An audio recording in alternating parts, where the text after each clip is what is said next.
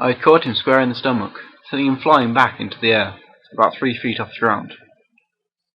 As this happened, time seemed to stop. For a brief sneeze of time, the world stopped, and I saw a new face in the crowd, just past the large flying Asbo that seemed to be waiting my permission to fall. The one man that stuck out, he was old, about 40 years, give or take. He had a striped hat, alternating red and white, pushing his white fringe into 3 parts. One went down the bridge of his nose, the other 2 over the sides of his face, after his eyes. I couldn't see the rest of his nose or mouth, because they were covered by a large fan the strange man was carrying. It would seem he was there to warn me, but of what? I don't know. And then time restarted, as if nothing had happened. I blinked and the man was gone, just before a bone-shattering thud. When I looked for the man, I was turned, and as time caught up, I was facing away from my victim. I turned my head slightly to see him groping his stomach, and decided to walk off, not wanting a vengeance fight with his friends. Walking through the crowd was easy, being as they parted like the Red Sea. If I had taken down him with one kick, imagine what I could do to any of them. As the crowd was behind, the only thing I could hear was muttering. The retelling of my victory that was just moments ago. But one thing was bothering me. I was not alone. One new child was following me. He was young, short, spiky blonde hair, just over half my height.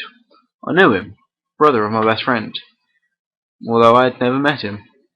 William, his name was. "Hey," he tried to get my attention. "Well done, Midnight." My actual name was Zack Knight, but everyone calls me Midnight. This may have been because my mother was going to call me Midha, meaning praise in Arabic, but I'm glad she didn't. She seems to forget we're British, tea drinking and all. Some shorten it to Night, but I couldn't care less if I was called Zachary, although Midnight is more preferable. Sure, I guess. You know I don't like fighting, and I don't celebrate victories. I didn't like to fight, but sometimes it was necessary. I pressed on with a little voice dragging on. "Billy, fighting is not the answer to much, and when it is the answer, I don't want to know the question. My name's William, and yeah, fighting's cool." He was determined to win the argument. "No, fighting. Fighting is evil, and you should have nothing to do with it." His face changed immediately. "And your name is Billy?" He laughed, and we walked on. Within 2 minutes of my victory, the bell went, and I had to go into form. I turned off my MP3 player, wrapped it up in the headphones, and put it in my pocket. Billy goes in the door about 10 meters to the left of the one I use. As he headed for the door, Elliot joined him. The conversation too quiet to hear. He shoved Billy. I started walking closer.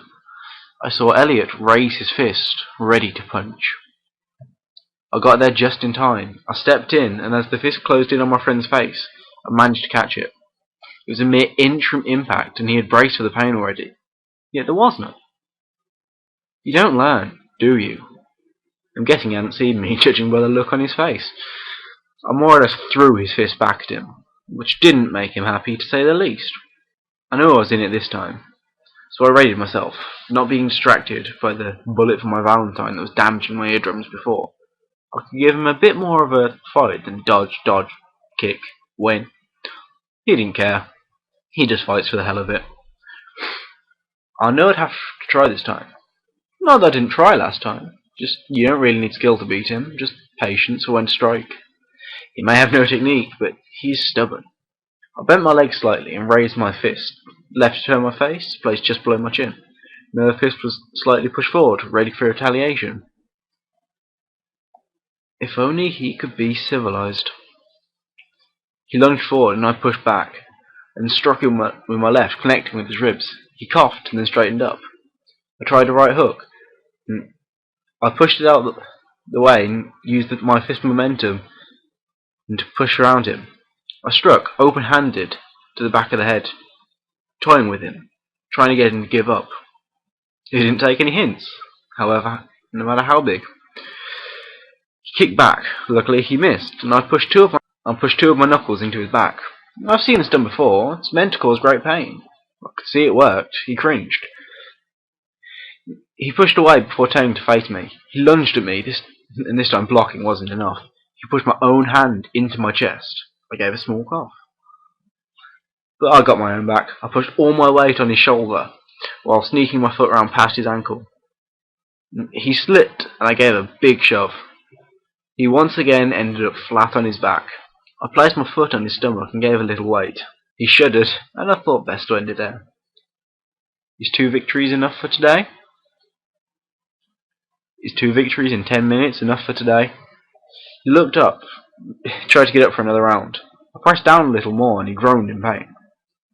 I'm leaving. Don't try and follow me, or I aim for your face with my foot. Who knows? I may improve your looks. Alright, now I was just taunting him. I moved my foot and walked off, Billy by my side, and the big dog lying down like a puppy. Now that was awesome. Billy was getting excited once again. I told you before, I don't like fighting. Causing pain for the fun is not for fun for the majority of the population. I was being morbid. I like being morbid, raining on other people's parade. Not that! The wings! He was raising his voice. He was getting so excited now he started to jump rather than walk. Wings? What wings? I was confused. Your wings! When you were fighting, they were huge white bird wings. You looked like an angel. I gave him a funny look. An angel, huh? I took a moment of quiet wonderment. What exactly have you been smoking? Where can I get some? I feel I need it at the moment. I giggled. Billy didn't find it that funny. You really did have wings? You didn't see them or feel them? He looked genuine. They were huge. They were pretty cool. Whatever you say. I turned corner with a quick backwards glance at the wheezing man-ape gone wrong on all fours. See you later, Billy. We parted ways for now and went to our lessons. The rest of the day went by quickly, not taking much in, not giving much out. But there was one lesson I was looking forward to. Every Tuesday and Thursday I have biology, and I get to see her.